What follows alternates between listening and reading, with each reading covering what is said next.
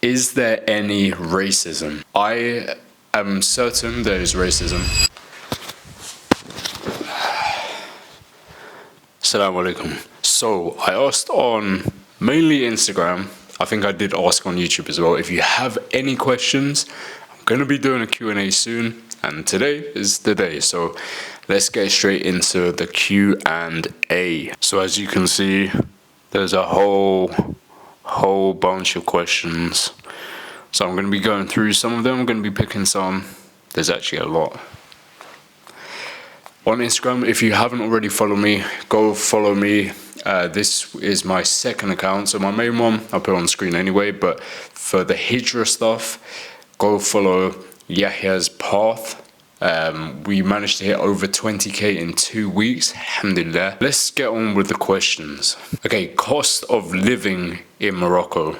So, cost of living, it depends. It's all relative, right? It depends where you're comparing it to. So, if you're from the West, pretty much anywhere in the West, the UK, USA, Canada, Australia, Europe, EU, these types of countries, it's going to be far cheaper. So for example, food will be probably somewhere 25 to 50% of the cost of in the West, maybe even less sometimes. It depends where you are in Morocco as well. So I would say probably about half the price. It depends where you shop. If you go to a big supermarket, it's going to be more expensive. If you go to a local one, it's going to be cheaper.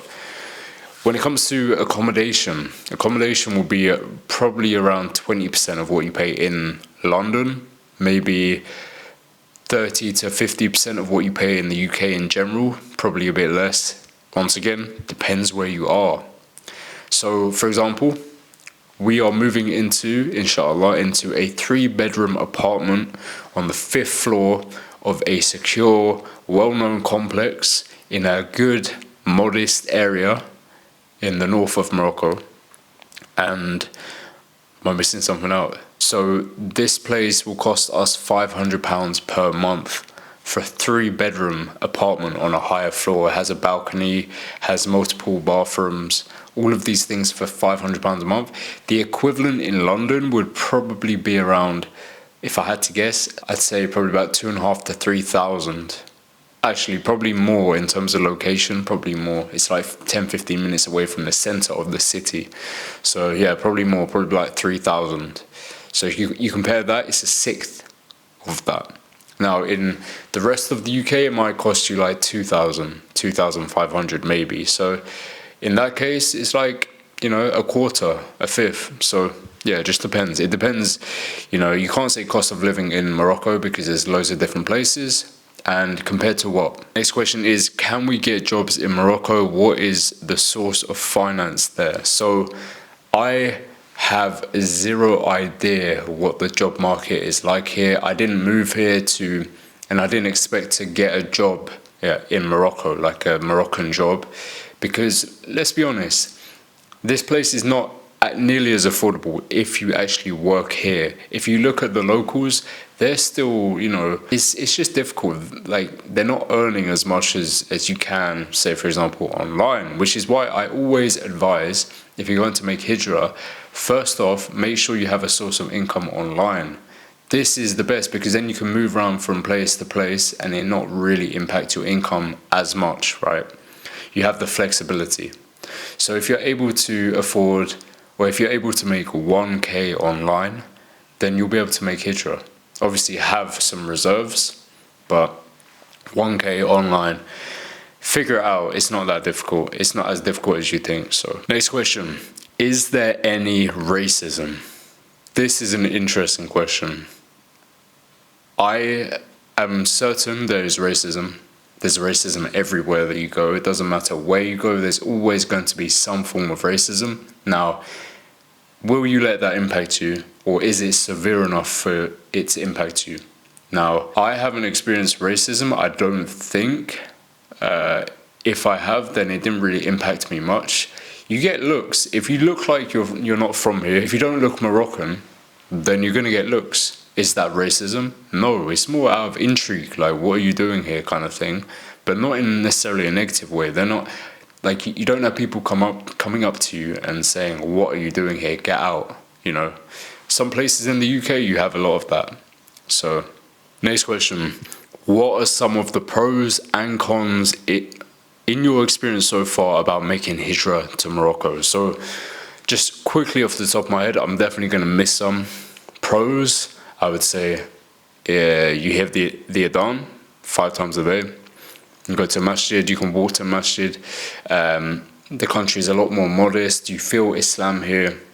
Food is way, way cheaper. What else is there? The weather is nicer. Those are probably most of the pros. Now, as cons, I'll be honest, and I get comments saying, oh, you're always complaining in your videos. Look, Morocco isn't perfect. I never claimed for it to be perfect. I'm just giving you an honest insight. If you love Morocco so much and you're so sensitive about hearing criticism, stop watching my videos. It's not that deep. The UK is not perfect, Morocco isn't perfect, USA is not perfect, etc. Now, the cons. It's dusty here. I don't know if it's because there's so much construction going on, and then obviously with construction sites you have a lot of dust, and that blows into your face sometimes. It actually causes me to have nosebleeds. That and also just allergies in general. So that is definitely a con.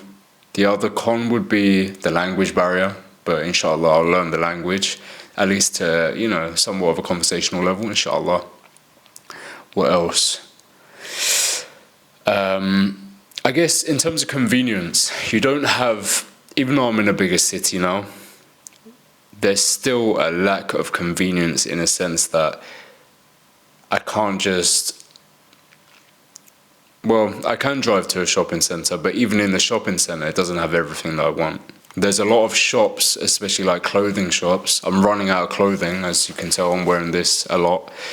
I'm running out of clothing, and the shops that are available, I don't really like. And then the shops that I do like are way more expensive than in the UK, which is, So I don't really want to pay that price, because when I go back to the UK, I'm going to buy some more clothes.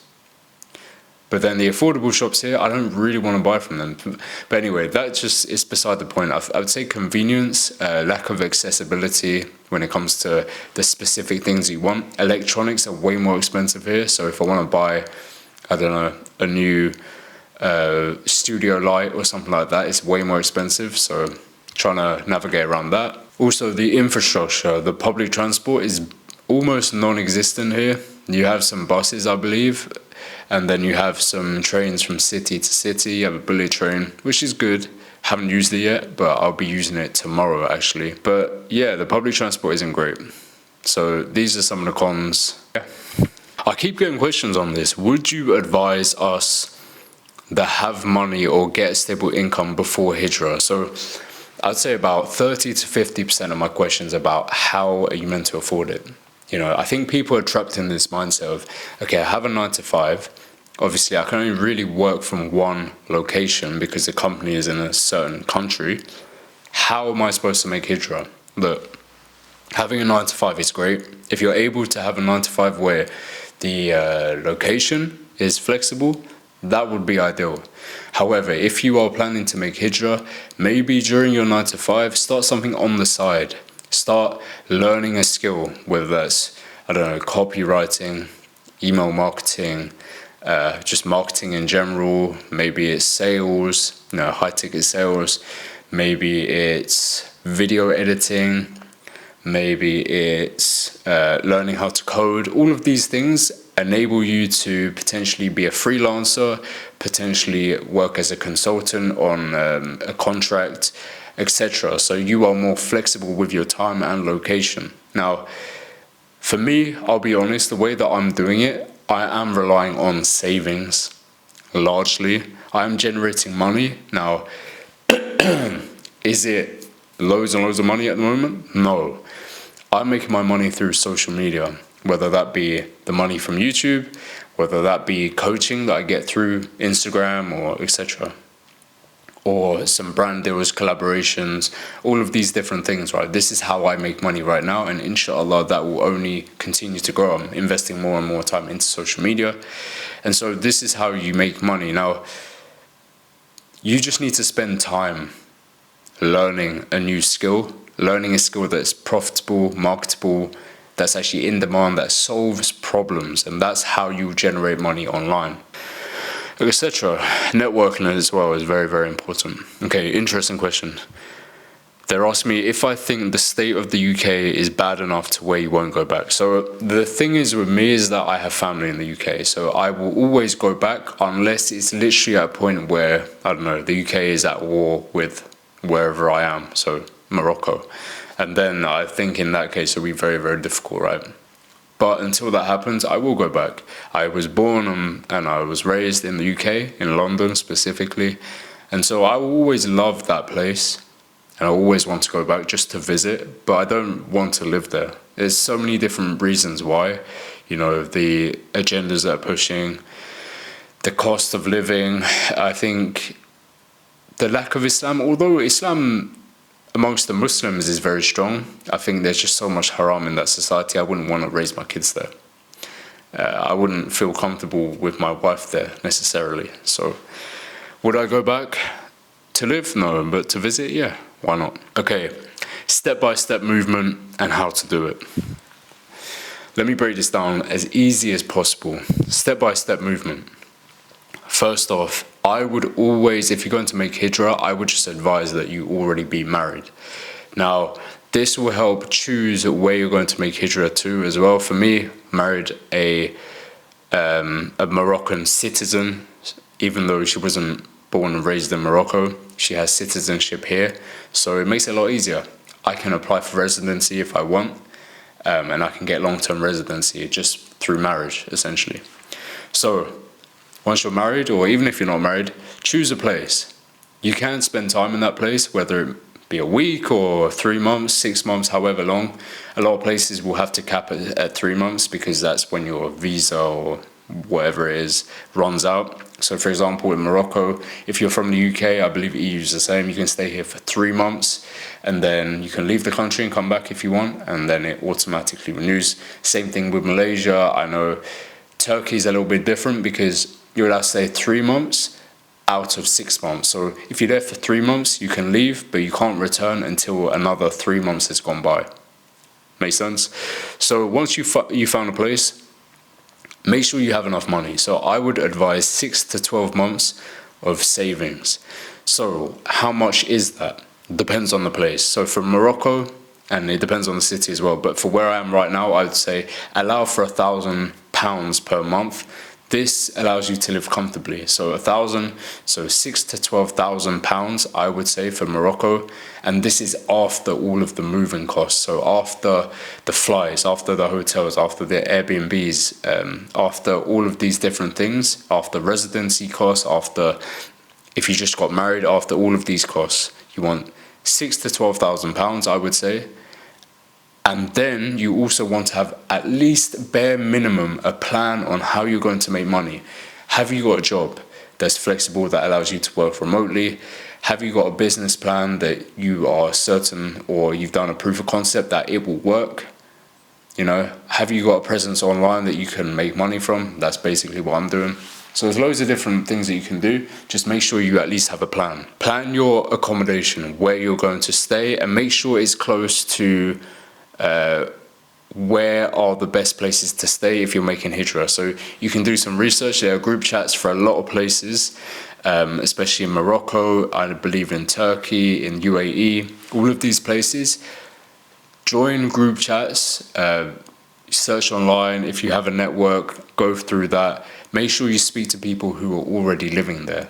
This is extremely important. This is kind of how I found my accommodation in Morocco as well. So otherwise, you will have to do it all by yourself, and why would you waste the time and money, especially spending weeks and weeks traveling around the country or city to figure out where's the best place to stay or live, when you can just ask someone who's been here for 5-10 years. So then once you've done that, then you want to actually, well, it depends on the place, but let's just make it very, very simple. For a place like Morocco or Turkey or UAE or Malaysia, you go to that place, you start looking for accommodation. Maybe you want to open up a bank account, but usually accommodation comes first. You find your accommodation, make sure it's affordable, of course. in a lot of these places it will be affordable. You sign the lease and then you apply for a bank account. Well, it depends, right? If you want to actually apply for citizenship or residency, you'll want a bank account. If you're not too fast and you kind of want to be the type to move around every now and then, you don't necessarily need it. So, and that moves on to a strategy of, in some countries, which I previously mentioned, you can stay there for a certain amount of time. Then once that time is up, you can leave for literally 1 day and just come back and it automatically renews. So you just have to pay the cost of leaving the country.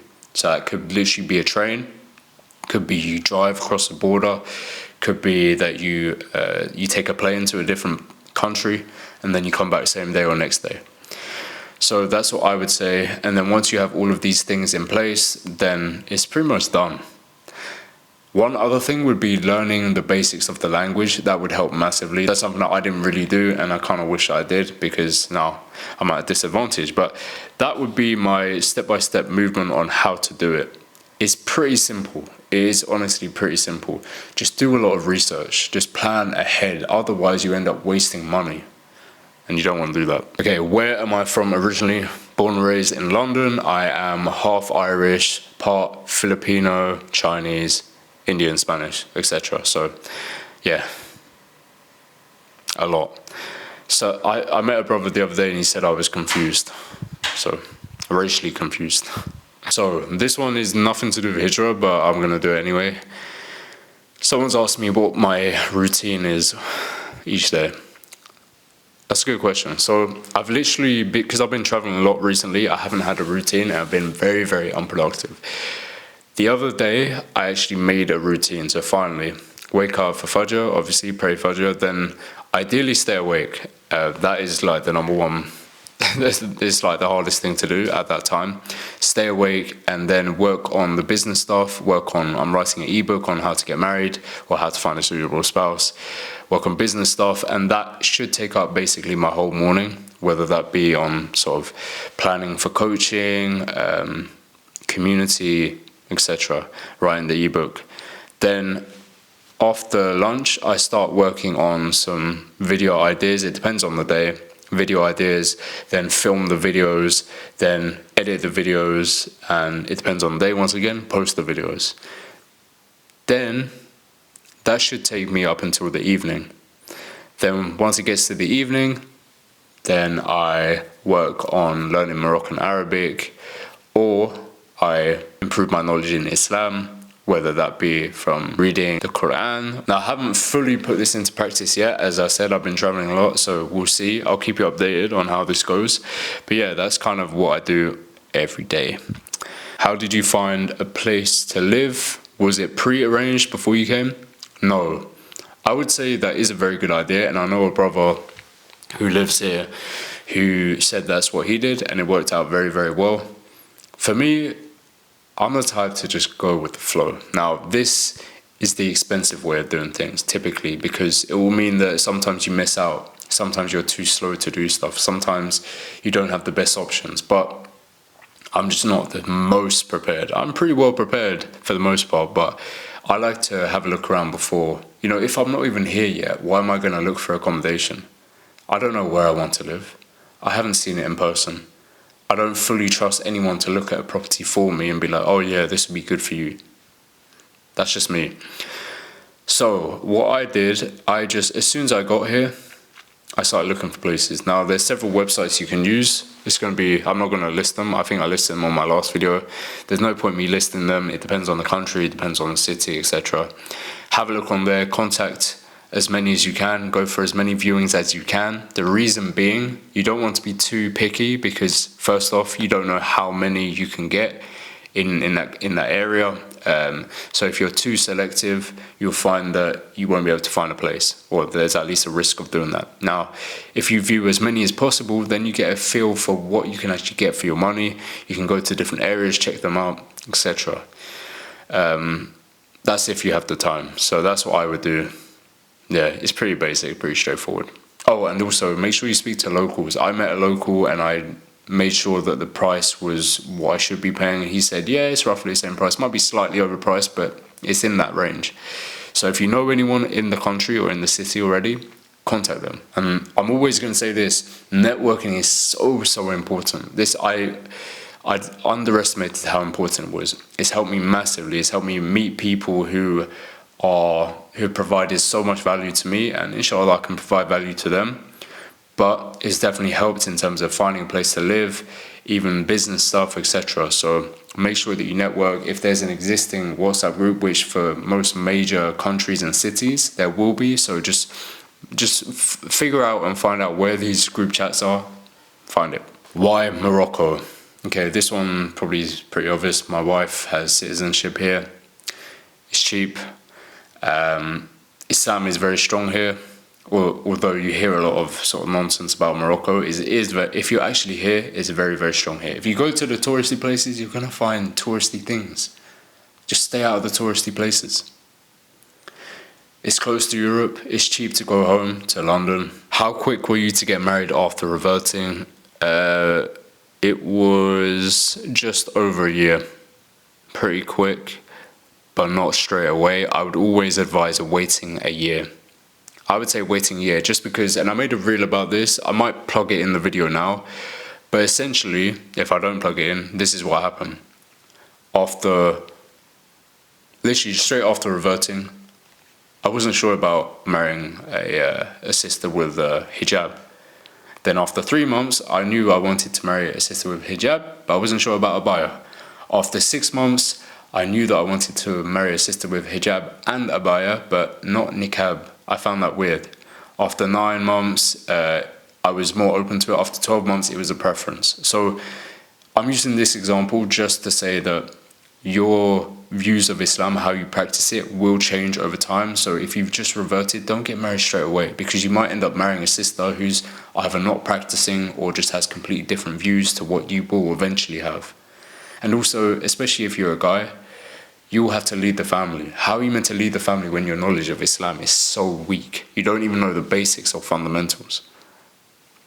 Is it hard to live there if you don't know the language? So I would say, yeah, it is quite difficult to live here. It depends where you live. Once again, if you're literally in the city centre, it's not going to be nearly as difficult as if you're in the suburbs or if you're in the countryside. That's going to be almost impossible. Not many, I can speak for Morocco. I can actually speak for Turkey. Turkey, almost no one knows English outside of the city centre. They are very proud, nationalistic people for the most part, which actually is a shame, because Islam is not as active there as you would think or as you would like. So, yeah, if you don't know Turkish in Turkey, you're going to find it difficult unless you're in touristy parts. If you don't know Moroccan Arabic here and you don't know any French as well, you're going to find it quite difficult. Have you thought about kids schooling there have you thought about having kids and schooling them there for the future, international school?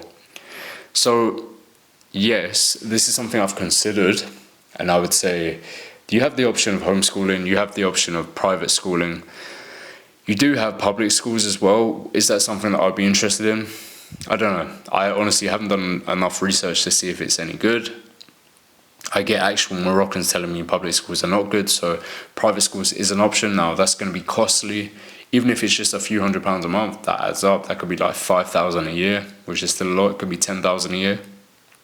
But then you have homeschooling, which takes up a lot of time. And will they have the social aspect? Now, if you are part of a community, then you can sort of take turns, or you can all pay a teacher to look after the kids and teach them in smaller groups. Yeah, you can make it work if you want. Have I thought about it too much? Not really. Not to a point where, I'm stressing about it. It will be at least probably 4 or 5 years until I would have to really, really worry about, okay, my kid is actually going to school.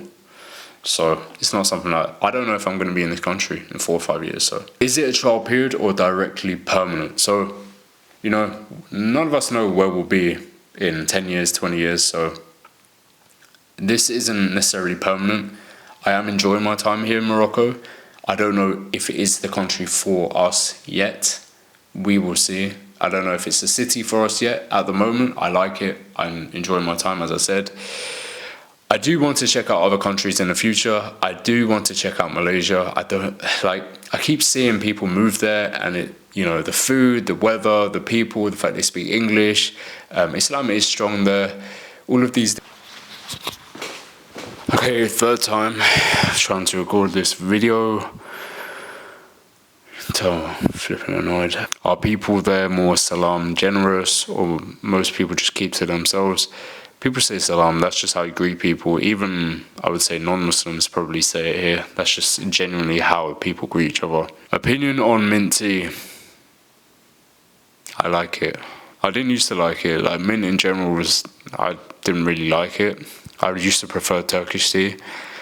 I probably still prefer Turkish tea, to be honest, but I do like mint tea. It's nice. Although I just don't understand how Moroccans have it every single day. I wouldn't be able to have it every day. It's kind of old, no offense.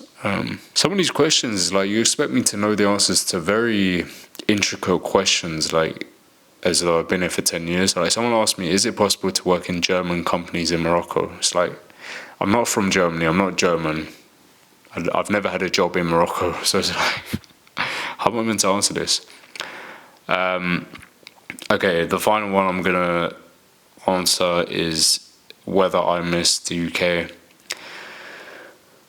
Some things I miss. You know what? I actually miss the cold weather. Strangely enough, I prefer cooler weather to hot weather, and it's been quite warm here. So, but yeah, I mean, I'm the typical British person. You just complain whatever happens. So.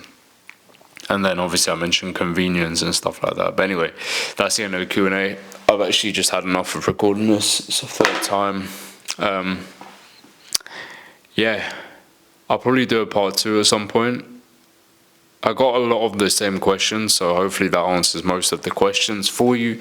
If you have any newer questions, please don't ask me the same questions I've answered in this video. Ask new questions so that can help more people. So I'll do a part 2 at some point. Leave your questions down below or message me on Instagram, inshallah. And yeah, follow me on Instagram if you're not already. Hit 20k in just 2 weeks. Alhamdulillah. See you shortly, inshallah. Going to go to Revert and Casablanca. Going to meet up with an influencer, actually, inshallah, in Casablanca. You may know him, especially if you're active on Instagram and TikTok. But yeah, looking forward to that, and I'll catch you soon, inshallah. Assalamu alaikum wa rahmatullahi wa barakatuh.